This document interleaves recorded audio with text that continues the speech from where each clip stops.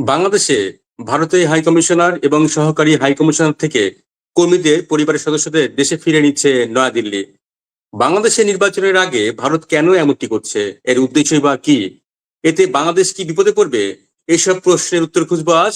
আর নয়াদিল্লি থেকে আমাদের সাথে যুক্ত হয়েছেন প্রেস ক্লাব অফ ইন্ডিয়ার সাবেক সভাপতি এবং ভারতের সিনিয়র সাংবাদিক ও রাজনৈতিক বিশ্লেষক গৌতম লাহিড়ী। দাদা, আপনাকে নমস্কার জানাচ্ছি এবং কৃতজ্ঞতা প্রকাশ করছি যে ভারত বাংলাদেশ ইস্যুতে আপনি অনেক বিশ্লেষণ করেন এবং আমাদের সময় দেন, এই জন্য আপনার কাছে ধন্যবাদ জানাচ্ছি দাদা। ধন্যবাদ, কৃতজ্ঞতা, শুভেচ্ছা। বলো। দাদা, আমি প্রথমে একটু বুঝতে চাচ্ছি যে আসলে এই যে একটি দেশ কেন, কখন, কোন পরিস্থিতিতে হাইকমিশন থেকে তাদের পরিবারের কর্মীদের যে পরিবারের সদস্যরা আছে দেশে থাকে তাদের দেশে ফিরিয়ে নিয়ে যায়, এটি আসলে কোন প্রেক্ষিতে হয়? বাংলাদেশের ক্ষেত্রে সেই প্রেক্ষিত হয়েছে কিনা, এই জায়গা থেকে প্রথমে আসলে আমরা এই বিষয়টা বুঝতে চাই দাদা। পৃথিবীর খুব কম দেশ আছে বিশ্বের যেখানে বলা হয় যে দূতাবাসগুলোর যে নন ফ্যামিলি পোস্টিং সেগুলো খুবই কনফ্লিক্ট জোনে হয়ে থাকে। নন ফ্যামিলি পোস্টিং মানে এখানে কূটনীতিবিদরা থাকে কিন্তু পরিবাররা থাকেন না। বাংলাদেশের ক্ষেত্রে এটা ছিল না। এমনকি তুমি যদি দেখো ৫ই আগস্টের ঘটনার পরেও ভারতীয় হাই কমিশন আক্রান্ত হওয়ার পরেও হাই কমিশনার সহ সকলে হাই কমিশন ছেড়ে চলে যেতে বাধ্য হয়েছিলেন। কিন্তু তখন তাদের পরিবাররা সকলের ছাদের ছেড়ে যেতে বলা হয়নি। একমাত্র পাকিস্তানকেই বা পাকিস্তানেতে ফ্যামিলি পোস্টিং নেই।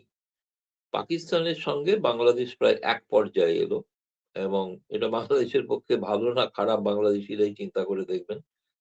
যে কার্যত একটা কনফ্লিক্ট জোন হিসেবে বাংলাদেশকে স্বীকৃতি দিল ভারত সরকার এবং এখানে নানাবিধ কনফ্লিক্ট আরো সংঘাত হবে, সংঘাত বাড়বে তার একটা আশঙ্কা। ভারতের কূটনীতিবিদদের ক্ষেত্রে তাদের পরিবাররা কেন তার দায় বহন করবেন আরকি। সেই কারণেই সেই পরিবারদের বাধ্য হয়েছে তাদের জীবনের নিরাপত্তার কথা ভেবে, কারণ এই সিদ্ধান্তটা যে কালকে জানা গেছে এটা ঠিকই। কিন্তু ঘটনার হচ্ছে সিদ্ধান্তটা কিন্তু অনেকদিন ধরেই কিন্তু ভারত সরকার ভাবছিল। বিশেষ করে যখন আ পরবর্তী পর্যায়ে কিছুদিন আগে এনসিপি বাংলাদেশে ভারতীয় হাই কমিশন অভিমুখে যাত্রা করলো, রাজশাহীতে হলো, ইত্যাদি নানা বিষয়ে এখন সেই সময় থেকে ভারতের একটা চিন্তা ভাবনা চলছিল আরকি। কিন্তু সেটা এখন এটা করার কারণ হচ্ছে নির্বাচন এগিয়ে আসছে। হয়তো তারা মনে করছেন সংঘাত আরো বাড়বে। এই সময় ভারতীয়দের উপর আক্রমণও বাড়তে পারে। ফলে ভারতীয় কূটনীতিবিদরা আক্রমণের শিকার হবে। পথে ঘাটে অনেক জায়গায় বাজারে তাদের মানে কটূক্তির সম্মুখীন হতে হচ্ছে। বিশেষ করে যারা পড়াশোনা করে তাদের ক্ষেত্রেও হচ্ছে। তাদের জীবনের নিরাপত্তার কথা ভেবেই আ এই সিদ্ধান্ত। এটা একটা কঠিন সিদ্ধান্ত এবং খুব আমার মতে এটা ২ দেশের দ্বিপাক্ষিক সম্পর্কের ক্ষেত্রে কোনো ভালো দিক নয়, ভালো সম্পর্ক নয়। সম্পর্কের আরো তলানিতে গেল, সে তার একটা আনুষ্ঠানিক স্বীকৃতি হলো। আ ফলে সেই দিন থেকেই আমার মনে হয় এই বিষয়টাকে এই দৃষ্টিতেই দেখা উচিত যে কেবলমাত্র পরিবারের নিরাপত্তার কারণেই তাদের সরিয়ে আনতে বাধ্য হয়েছে ভারত সরকার। দাদা, বুঝতে পারলাম আপনার এই বিশ্লেষণের মাধ্যমে, কিন্তু আমরা দেখেছি যে ভারত বারবারই বাংলাদেশের অন্তর্বর্তী সরকারের বিভিন্ন পদক্ষেপ নিয়ে উদ্বেগ প্রকাশ করেছে, বিশেষ করে যখন অন্তর্বর্তী সরকারের উপদেষ্টারা বাংলাদেশে ভারতের মানচিত্র নিয়ে কথা বলেছে এবং তার সহযোগী সংগঠন বা তাদের যে সমর্থন দিচ্ছে যেসব গোষ্ঠী আছে তারা ভারতের বিভিন্ন জায়গা দখলের হুঁশিয়ারি দিয়েছে। এই প্রেক্ষাপটে আমরা দেখেছি, কিন্তু তখনও কিন্তু ভারত এই ধরনের পদক্ষেপ নেয়নি। ভারতের কাছে আসলে কি সুনির্দিষ্ট কোনো তথ্য আছে যে আসলে তাদের যে আহ, কর্মী বাহিনী বাংলাদেশে কাজ করে তারা আসলে কি ভয়ঙ্কর হুমকির মুখে আছে এবং তাদের নিরাপত্তা দিতে কি সরকার ব্যর্থ হচ্ছে, বা বিশেষ করে বাংলাদেশের অন্তর্বর্তী সরকার সে কারণে কি ভারত এই কাজটি করছে? হ্যাঁ, অনেকটাই ঠিক এবং সম্প্রতি বিশেষ করে বাংলাদেশ সরকারের সঙ্গে যে পাকিস্তানের যে ঘনিষ্ঠতা বেড়েছে এবং পাকিস্তানের কেবলমাত্র কর্মকর্তারা নয়, তাদের গোয়েন্দারা এমনকি পাকিস্তানে আশ্রিত বেশ কিছু জঙ্গিদের অবাধ ঘোরাফেরার একটা রিপোর্ট ভারতের গোয়েন্দারা তারা ভারত সরকারের কাছে পাঠিয়েছে। ফলে সেই বিষয়টা আরো বেশি উদ্বেগজনক হয়ে উঠছে এবং সেই পাকিস্তানি জঙ্গিদের নিয়ন্ত্রণ করার জন্য কিন্তু বাংলাদেশ সরকার কোনো পদক্ষেপ নিচ্ছেন না। বরঞ্চ তাদের প্রশ্রয় দিচ্ছেন। তাদেরকে যদি কোনোভাবে রোখার ব্যবস্থা হতো, তাহলে হয়তো বিষয়টা এরকম জায়গায় যেত না। কিন্তু এখন যেটা মনে হচ্ছে যেকোনো ধরনের একটা অঘটন যেকোনো ভারতীয়দের ক্ষেত্রে ঘটে যেতে পারে। বিশেষ করে ভারতের যারা সরকারি কাজে নিযুক্ত তাদের সরাসরি না হলেও তারা হয়তো দপ্তরে থাকেন। কিন্তু তাদের পরিবারদের তো নানা কারণে এখানে অনেক জায়গায় যেতে হয়। আমি বললাম যেরকম বাজার-হাট করতে যেতে হয়, আ তাদের দোকানে যেতে হয় অথবা কোনো গান শুনতে যেতে হয়, থিয়েটার দেখতে যেতে হয়। তো সেক্ষেত্রে সেরকম পাবলিক প্লেসে তাদের উপর একটা আক্রমণ এই ধরনের জঙ্গিরা করতে পারে এরকম একটা রিপোর্ট আছে। এবং মূলত পাকিস্তানি জঙ্গিদের কারণেই কিন্তু আ এই আশঙ্কাটা ভারতের রয়েছে এবং ভারত মনে করছে যে সেরকম একটা ঘটনা। এখন এরা যদি কোনো দুর্ঘটনা ঘটায়, অনেকে কেউ জানতে চাইছিলেন বা বলছিলেন, তাহলে কি ভারত কি মনে হচ্ছে আক্রমণ করতে চলেছে বাংলাদেশকে? সেরকম ঘটনা ভারত আক্রমণ মানে নিজে স্বেচ্ছায় কোনো ভারত সার্বভৌম রাষ্ট্রকে আক্রমণ করে না। করবেও না। বাংলাদেশের ক্ষেত্রে তো নয়ই। একমাত্র যদি বাংলাদেশের ওই জঙ্গিরা যদি পহেলগাঁওতে যেরকম কাশ্মীরে ঘটনা ঘটিয়েছিল, সেরকম যদি তারা যদি ওখান থেকে কোনো ঘটনা ঘটায়, তখন ভারত সরকার বিবেচনা করে দেখবে। কারণ আমাদের সামরিক যে অপারেশন সিন্দুর সেটা এখনো জারি আছে, সেটা বন্ধ নয়, স্থগিত নয়। মূলত সেটা পাকিস্তানের ক্ষেত্রে। কিন্তু এই ১ম বোঝা গেল যে পাকিস্তানের জঙ্গিরা এবার বাংলাদেশের জমি আ ভারত বিরোধী কাজে ব্যবহার করা শুরু করছে আরকি। ফলে সেই কারণেই এই উদ্বেগটা অত্যন্ত মানে গভীরতর বলে আমার মনে হচ্ছে আরকি। দাদা আপনার এই কথার মধ্যে কিছুটা পরিষ্কার হচ্ছে আমরা। কিন্তু আমরা দেখেছি যে বাংলাদেশ ভারত ইস্যু নিয়ে ভারত যখন কোনো পদক্ষেপ নেয়, পাল্টা কিন্তু পদক্ষেপ বাংলাদেশ নেয়। আপনি মুস্তাফিজুর রহমানেরকে যে ভারত থেকে ফেরত পাঠানো হলো, খেলা যুক্ত হচ্ছে না এবং এর পরপরই বাংলাদেশ কিন্তু টি-20 বিশ্বকাপ খেলতে যাবে না ভারতে। এবং আমরা তার আগে দেখেছি যে বাংলাদেশে যে ভারতীয় যে বিভিন্ন অফিস দপ্তর আছে সেখানে বিক্ষোভ মিছিলকে কেন্দ্র করে পাল্টা হয়েছে, ভারতে হয়েছে এবং নয়াদিল্লিতে বিক্ষোভকে কেন্দ্র করে আ সেখানে আপনার ভিসা বন্ধ করে দিয়েছে। মানে ভারত যে পদক্ষেপ নেয় পাল্টা কিন্তু বাংলাদেশও পদক্ষেপ নেয়। এই যে এখন যে ভারত যে পদক্ষেপ নিল, বিশেষ করে তাদের কর্মীদের পরিবারের সদস্যদের ফেরত নিচ্ছে। এর প্রেক্ষাপটে বাংলাদেশ নিশ্চয়ই চুপ থাকবে না এবং এইটা নিয়ে বাংলাদেশও পাল্টা একটা পদক্ষেপ নিতে পারে। তখন আসলে কি ধরনের পদক্ষেপের আশঙ্কা থাকে এই প্রেক্ষিতে? যেহেতু বাংলাদেশে আপনি গত ৬ মাস ধরে দেখছেন যে ধারাবাহিক এই ধরনের ঘটনা ঘটছে। আপনার পর্যবেক্ষণ আসলে কি বলে? সেক্ষেত্রে বাংলাদেশের জন্য সেটা ভালো হবে কিনা বা খারাপ হবে কিনা? সেটা নিয়ে যদি আপনি একটু বলেন। না আমি জানি না বাংলাদেশ সরকার কি সিদ্ধান্ত নিচ্ছেন বা এই কারণে একই ধরনের পাল্টাপাল্টি সিদ্ধান্ত নেবেন কিনা আমি বলতে পারব না। কিন্তু আ বরঞ্চ বাংলাদেশের উচিত হবে যে বিশ্বের মানচিত্রের বিশ্বের কাছে তাদের প্রমাণ করা যে তারা জঙ্গি বিরোধী পদক্ষেপ নেন। সেটা প্রমাণ করলে বাংলাদেশের ভাবমূর্তি উজ্জ্বল হবে।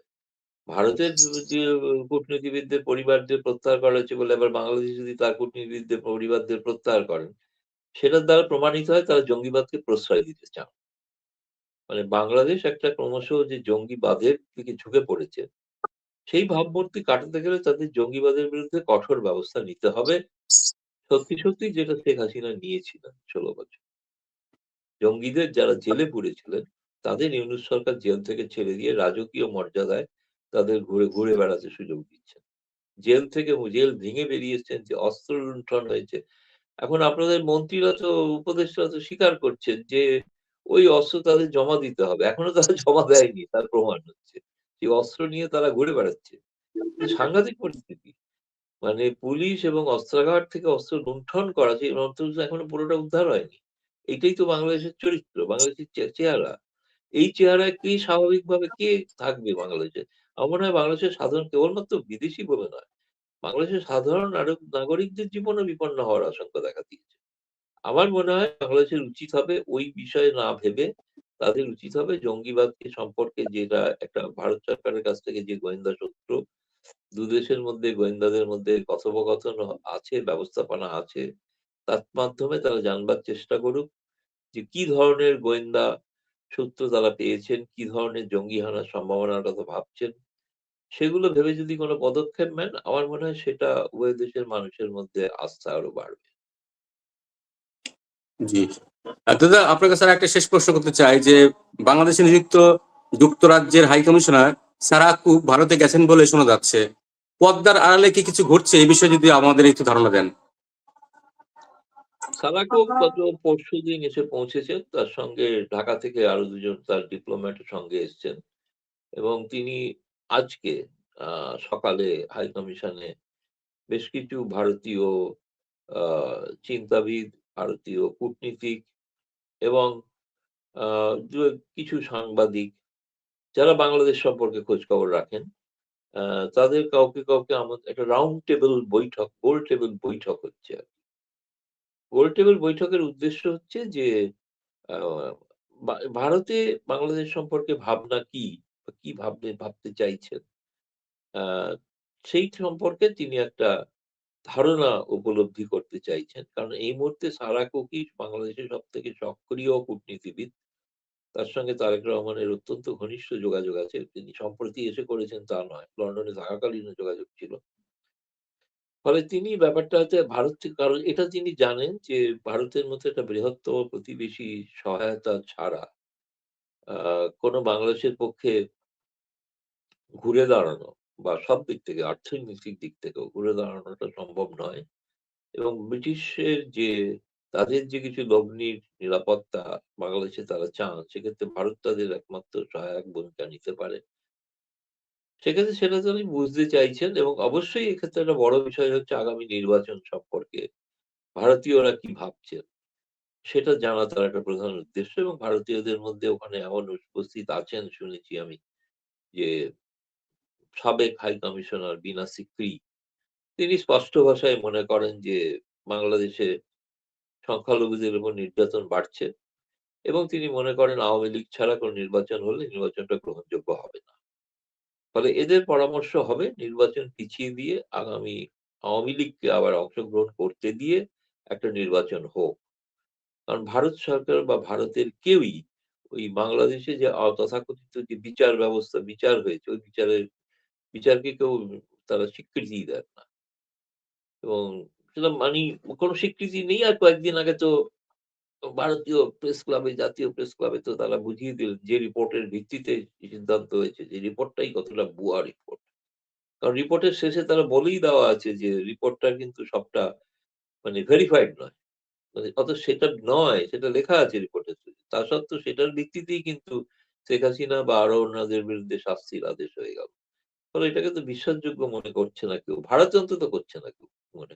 বাংলাদেশেও আমার মনে হয় অধিকাংশ মানুষ বিশ্বাস করে না। যারা উগ্র জঙ্গিবাদ, চরমপন্থী তারা বিশ্বাস করেন। অসংখ্য ধন্যবাদ আপনার বিশ্লেষণের জন্য। প্রিয় দর্শক, আপনারা শুনলেন প্রেস ক্লাব অফ ইন্ডিয়ার সাবেক সভাপতি এবং ভারতের সিনিয়র সাংবাদিক গৌতম লাহিড়ীর বিশ্লেষণ। এ বিষয়ে আপনি আপনার মন্তব্য জানাতে পারেন, লিখুন আপনার মন্তব্য। আর ভিডিওটি শেয়ার করুন, লাইক দিন, সম্ভব হলে আমাদের চ্যানেলটি সাবস্ক্রাইব করুন। আর এতক্ষণ আমাদের সঙ্গে থাকার জন্য ধন্যবাদ।